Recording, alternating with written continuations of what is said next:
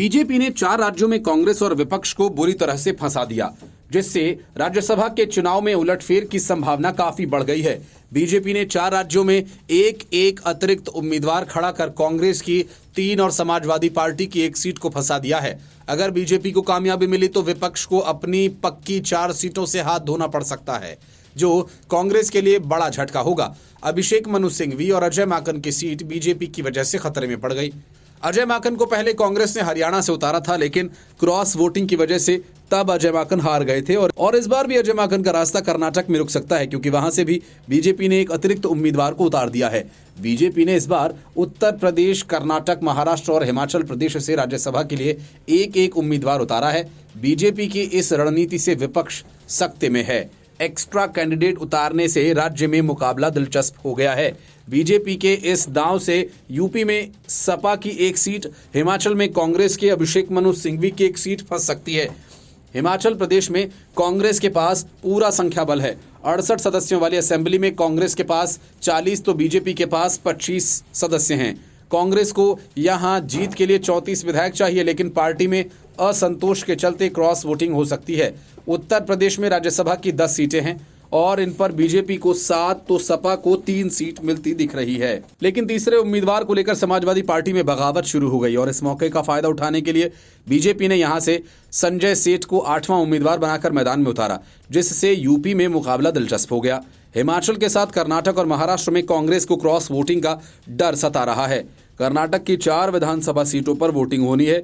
वहां 3 सीट पर कांग्रेस और 1 सीट पर बीजेपी जेडीएस गठबंधन का जीतना तय माना जा रहा है। कांग्रेस ने कर्नाटक से अजय माकन, अनिल कुमार यादव और नासिर हुसैन को उम्मीदवार बनाया। वहीं जेडीएस ने पूर्व राज्यसभा सदस्य डी कुपेंद्र रेड्डी को मैदान में उतारा, जबकि बीजेपी ने नारायण साहब बांगड़े 5वां उम्मीदवार बनाकर उतारा है, जिससे कांग्रेस के लिए खतरे की घंटी बजती दिख रही है। उधर महाराष्ट्र में भी कांग्रेस की एकमात्र सीट जाने का डर है। अगर पार्टी में क्रॉस वोटिंग होती है तो उसके एकमात्र उम्मीदवार चंद्रकांत हंडोरे फंस सकते हैं। Bureau report, news of India. राष्ट्रीय अधिवेशन के दौरान बीजेपी बड़ा धमाका करने की तैयारी में है। माना जा रहा है कि इस धमाके से कांग्रेस ही नहीं बल्कि इंडी गठबंधन को करारी चपत लगेगी।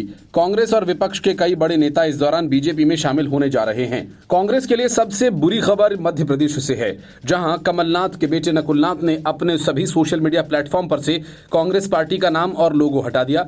नकुलनाथ ने एक्स, इंस्टाग्राम और फेसबुक तीनों ही सोशल मीडिया प्लेटफॉर्म से लोगों को हटा दिया है। इसकी जगह उन्होंने लिखा है संसद सदस्य छिंदवाड़ा मध्य प्रदेश। कमलनाथ के पहले ही कांग्रेस छोड़ने को लेकर चर्चाएं तेज हैं। बड़ी बात यह कि कमलनाथ का छिंदवाड़ा दौरा भी कैंसिल हो गया। नकुलनाथ ने सोशल मीडिया से कांग्रेस का लोगो हटा दिया और इस दौरान रद्द कर दिया गया दौरा। कमलनाथ का 14 से 18 फरवरी तक छिंदवाड़ा का प्रोग्राम था। हालांकि बीच में छोड़कर कमलनाथ अपने बेटे नकुलनाथ के साथ अचानक दिल्ली रवाना हो गए। दिल्ली में बीजेपी का विशाल अधिवेशन चल रहा है। मामला सिर्फ मध्य प्रदेश का नहीं है। राजस्थान से भी 2 बार के मंत्री रहे महेंद्रजीत सिंह मालवीय ने कांग्रेस को खरी खोटी सुना दी और इस्तीफा दे दिया। वे भी बीजेपी में शामिल होंगे। कमलनाथ के बीजेपी में शामिल होने की खबर कई दिनों से आ रही थी और अब नकुलनाथ ने एक तरह से इसकी पुष्टि भी कर दी। इससे पहले मध्य प्रदेश बीजेपी के प्रदेश अध्यक्ष वीडी शर्मा ने कमलनाथ और उनके बेटे नकुलनाथ को लेकर बड़ा बयान दिया। वीडी शर्मा ने साफ कहा कि कमलनाथ और नकुलनाथ अगर बीजेपी में शामिल होना चाहते हैं तो उनका स्वागत है। बड़ी बात यह कि कमलनाथ और नकुलनाथ के खिलाफ बीजेपी का कोई बड़ा नेता बयानबाजी नहीं कर रहा।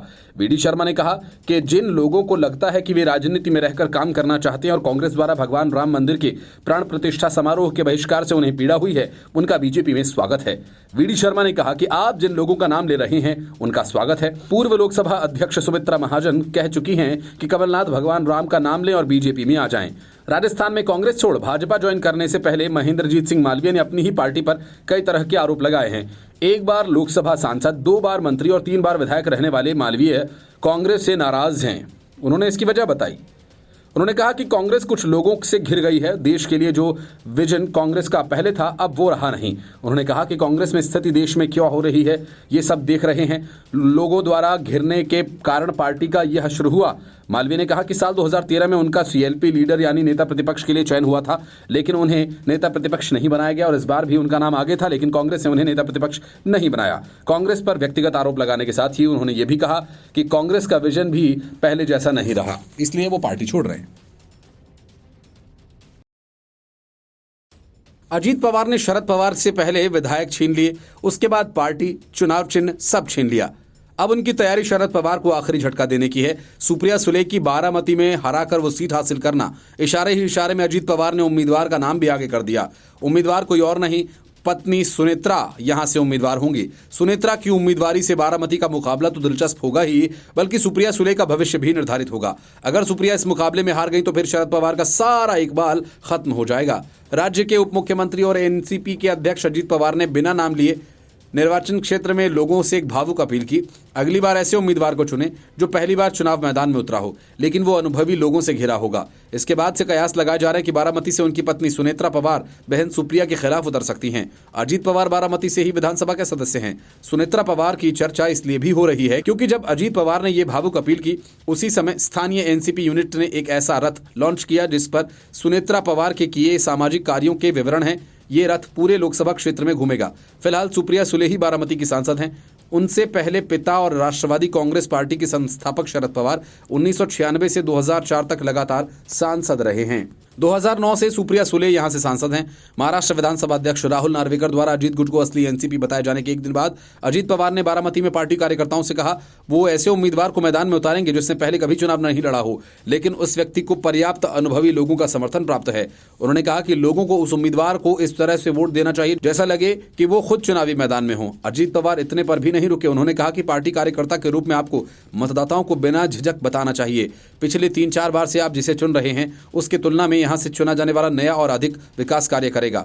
मतदाताओं को बताएं कि यह अजीत पवार की ओर से उनसे किया गया वादा है कि भले ही हमारा उम्मीदवार पहली बार चुनाव लड़ रहा हो, लेकिन वह ऐसे लोगों से घिरा हुआ है जिनके पास चुनाव जीतने का लंबा और पर्याप्त अनुभव रहा है। 60 वर्षीय सुनेत्रा भले ही सक्रिय राजनीति से दूर हैं, लेकिन पहले भी उनका राजनीतिक परिवार से नाता रहा है। भाई पदम सिंह पाटिल पूर्व मंत्री हैं। भतीजा राणा जगजीत सिंह पदम सिंह पाटिल उस्मानाबाद से भाजपा के विधायक हैं। पवार दंपत्ति के बड़े बेटे पार्थ मावल से 2019 का लोकसभा चुनाव लड़ा था, लेकिन असफल रहे। परिवार में सियासी दुश्मनी खाई बहुत चौड़ी हो चुकी है और रिश्ते नाते भी खत्म ही हैं। 2024 के जंग में पवार के परिवार की विरासत की लड़ाई भी अब मोर्चे पर आ गई है। अजीत पवार ने चाचा का नाम दिए बिना कहा कि अगर वो शरद पवार के बेटे होते तो बड़ी आसानी और सहजता से मूल एनसीपी के नेता होते।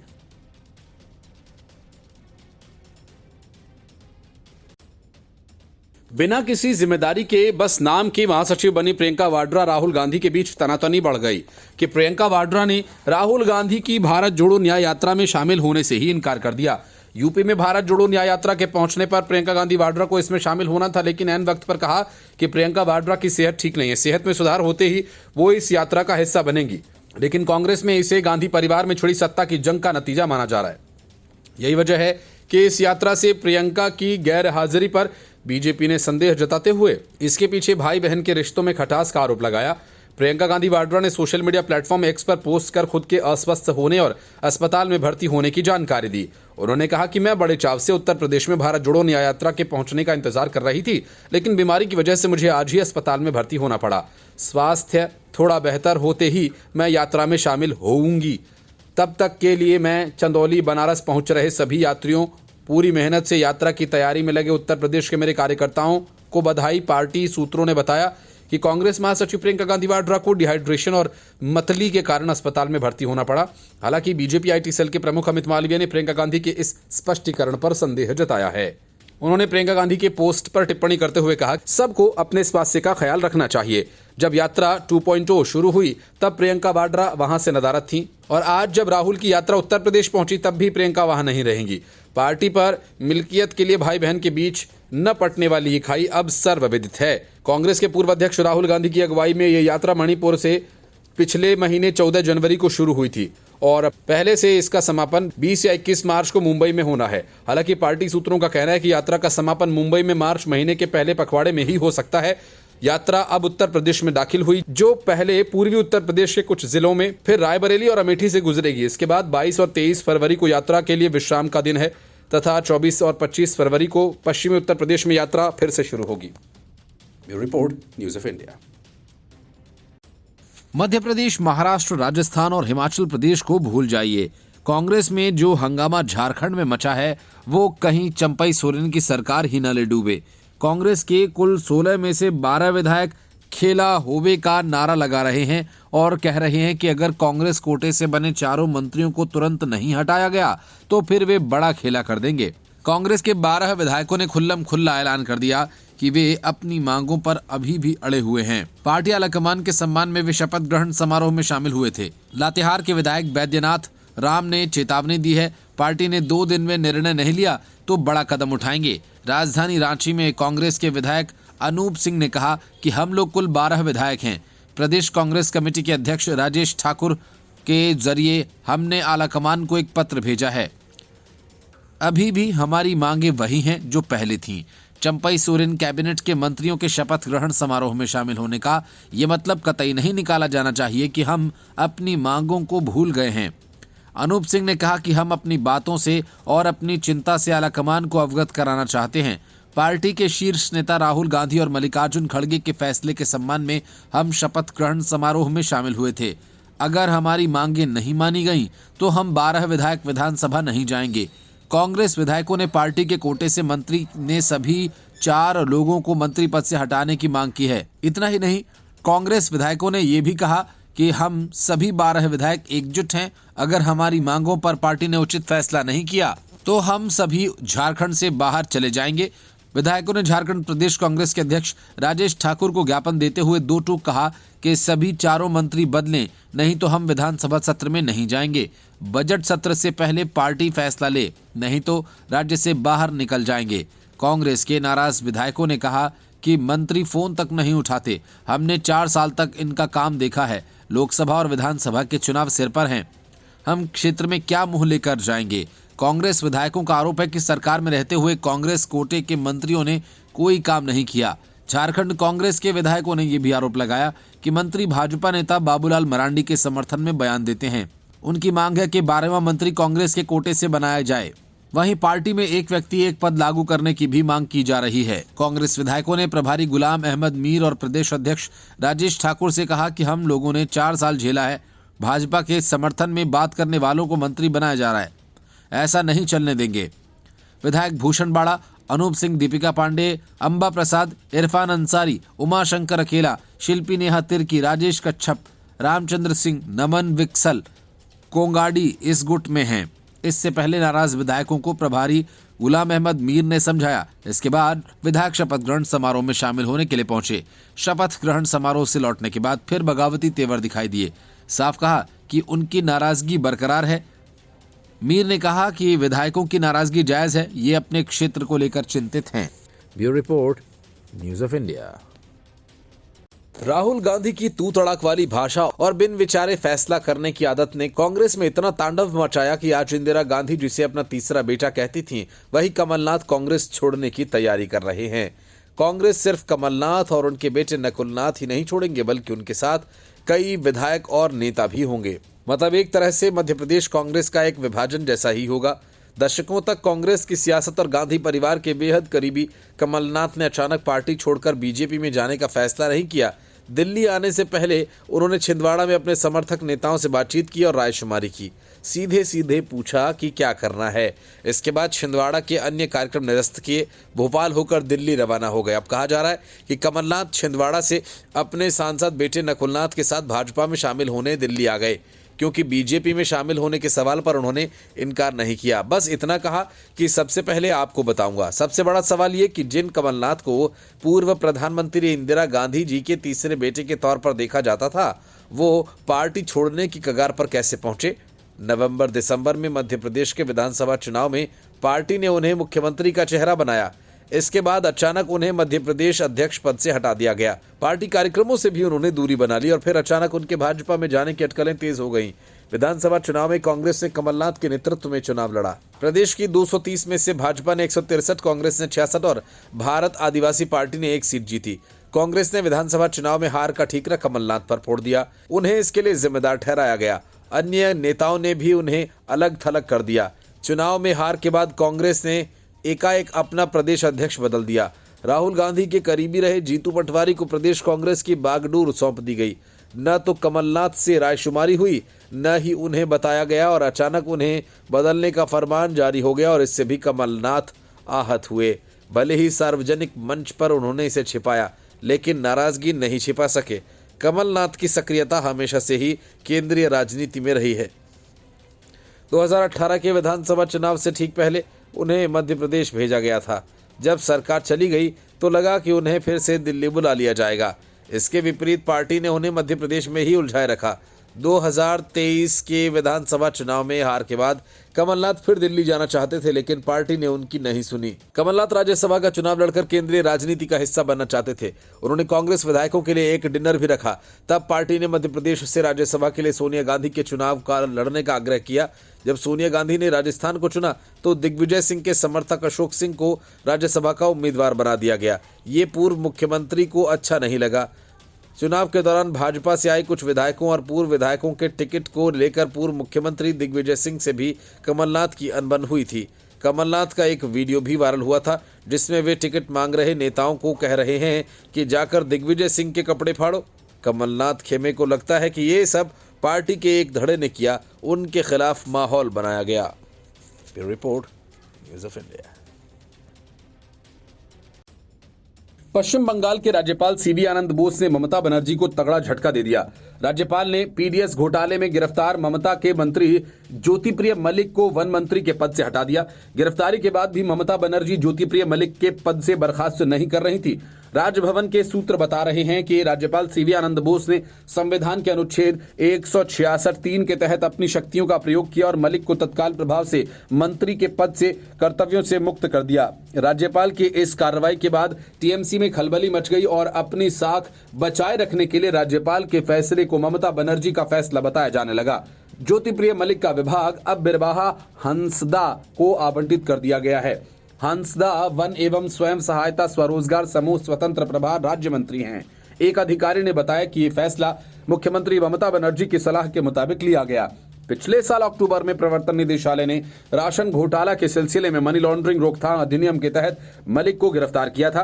20 जनवरी को ईडी ने कोलकाता की एक अदालत को बताया कि यह घोटाला करीब 20,000 करोड़ रुपए का है। इस घोटाले में पीडीएस प्रणाली के लिए सब्सिडी वाले खाद्यान्न को बिक्री के लिए खुले बाजार में भेज दिया गया था। जब 2011 में टीएमसी पहली बार सत्ता में आई थी और मलिक मंत्री थे, तब ये घोटाला हुआ था। टीएमसी नेताओं ने कहा कि सिंचाई और जलमार्ग मंत्री पार्थ भौमिक को औद्योगिक पुनर्निर्माण विभाग का अतिरिक्त प्रभार दिया गया है। वहीं उप वन मंत्री बीरबाहा हांसदा अब से कैबिनेट मंत्री के रूप में वन विभाग संभालेंगे। टीएमसी के एक वरिष्ठ नेता ने कहा कि मुख्यमंत्री ममता बनर्जी ने फैसला किया और अब राज्यपाल सीवी आनंद बोस के साथ इस मामले में फैसला लिया गया है। केंद्रीय एजेंसी की जांच के बाद सरकार से हटाए जाने वाले मलिक दूसरे वरिष्ठ कैबिनेट मंत्री हैं। ईडी ने नौकरी के बदले रिश्वत घोटाला मामले में जुलाई 2022 में पूर्व शिक्षा पार्थ चटर्जी, उनके करीबी सहयोगी अर्पिता मुखर्जी को गिरफ्तार किया था। सितंबर 2022 में दायर अपनी पहली चार्जशीट में ईडी ने कहा उसने दोनों से जुड़ी करोड़ों की नकदी, आभूषण और अचल संपत्ति का पता लगाया। मुख्यमंत्री ने पार्थ चटर्जी को सरकार से हटा दिया और उनकी गिरफ्तारी के कुछ दिन बाद उन्हें टीएमसी से भी निलंबित कर दिया। चटर्जी और मुखर्जी को जमानत नहीं मिली। पीडीएस घोटाले में ईडी ने पिछले साल 12 दिसंबर को पीएमएलए के तहत अपना पहला आरोप पत्र दाखिल किया था। मलिक चावल मिल मलिक और होटल व्यवसायी बाकिबुर रहमान और 10 शेल कंपनीज को इसमें आरोपी बनाया गया था। 17 जनवरी को कलकत्ता हाईकोर्ट ने सीबीआई और पश्चिम बंगाल पुलिस को उत्तरी 24 परगना जिले के संदेशखाली के टीएमसी के दिग्गज नेता शाहजहां शेख का पता लगाने का आदेश दिया। उसने कथित तौर पर 5 जनवरी को ईडी अधिकारियों पर छापे के दौरान हमले की साजिश रची थी। रिटर्न फाइल करने में कांग्रेस की मनमानी को आयकर विभाग ने एक झटके में ही बंद कर दिया। आयकर विभाग ने जैसे ही कांग्रेस के बैंक खातों को फ्रीज किया, पूरी कांग्रेस बेचैन हो गई। बिजली का बिल देने को पैसे नहीं बचे, कर्मचारियों को वेतन कहां से दें। राहुल गांधी की भारत जोड़ो न्याय यात्रा लटक सकती है। दिन भर की भागदौड़ और सियासी विलाप के बाद आयकर विभाग ने कांग्रेस के खातों को ओपन कर दिया, लेकिन एक शर्त लगा दी, उसे अपने खाते में 115 करोड़ का बैलेंस रखना होगा। मतलब ये 115 करोड़ बैंक में होंगे कांग्रेस के ही, पर वो इसका इस्तेमाल नहीं कर सकती। कांग्रेस के खाते फ्रीज करने वाले आरोपों ने देश की सियासत को गरमा दिया। कांग्रेस कह रही है कि उसके पास अपने कर्मचारियों को वेतन देने के लिए भी पैसे नहीं हैं। दरअसल इनकम टैक्स डिपार्टमेंट ने 210 करोड़ रुपए की रिकवरी की मांग का हवाला देते हुए कांग्रेस के प्रमुख अकाउंट्स फ्रीज कर दिए थे। सवाल उठे, क्या चुनावी साल में कांग्रेस पर आर्थिक संकट आ गया? अजय माकन ने कहा, अकाउंट फ्रीज कर दिए गए, 2 हफ्ते में चुनाव हैं, ये तो तानाशाही है। 2018-19 के इनकम टैक्स रिटर्न के बेस पर 210 करोड़ की रिकवरी मांगी गई। अकाउंट 31 दिसंबर 2019 तक सबमिट करने थे, लेकिन चुनाव के चलते थोड़ा लेट हुआ और अब यही वजह बताई गई। और इसके कारण न केवल न्याय यात्रा पर असर पड़ेगा, बल्कि हम कर्मचारियों के वेतन से लेकर अन्य काम भी नहीं कर पाएंगे, न बिजली का बिल चुका पाएंगे। चुनाव से पहले देश की सबसे पुरानी पार्टी के खजांची हैं। इस बयान के बाद बवाल होना तो तय था ही। यूथ कांग्रेस के कार्यकर्ता दिल्ली से लेकर चंडीगढ़ तक सड़कों पर उतर आए। पुलिस ने यूथ कांग्रेस के प्रदर्शनकारियों को तितर-बितर करने की कोशिश की। आखिर में यूथ कांग्रेस अध्यक्ष श्रीनिवास बीवी समेत अन्य कार्यकर्ताओं को पुलिस ने हिरासत में ले लिया। एक तरफ प्रदर्शन के जरिए कांग्रेस अपना विरोध दर्ज करा रही थी, तो वहीं कांग्रेस के पूर्व अध्यक्ष राहुल गांधी ने सोशल मीडिया के जरिए मोदी सरकार पर हमला बोला। राहुल ने लिखा, कांग्रेस धन की ताकत का नहीं, जन की ताकत का नाम है। इस बीच कांग्रेस के राज्यसभा सांसद और वरिष्ठ वकील विवेक तन्खा ने सोशल मीडिया में अकाउंट पर फिर से संचालित होने का ऐलान कर कांग्रेस को राहत दी। विवेक तन्खा का अकाउंट फिर से ऑपरेट होने का बयान कार्यकर्ताओं तक पहुंचता उससे पहले ही अजय माकन के एक पोस्ट ने फिर से मामले को उलझा दिया। अजय माकन ने लिखा कि कांग्रेस को कोई राहत नहीं मिली, खाते में 115 करोड़ रखने को कहा गया है। कांग्रेस के खाते में 115 करोड़ नहीं है, मतलब अब भी खाता फ्रीज है। इस मुद्दे पर कांग्रेस को आम आदमी पार्टी का भी समर्थन मिला। दिल्ली सरकार में मंत्री सौरभ भारद्वाज ने कहा, साफ है कि पिछले 10 साल में केंद्र और कई राज्यों की सत्ता गंवाने वाली कांग्रेस के लिए आम चुनाव से पहले ये पेचीदा मामला है, क्योंकि बिना फंड न पार्टी चलती है और न ही चुनाव लड़ा जा सकता है। Bureau report, news of India.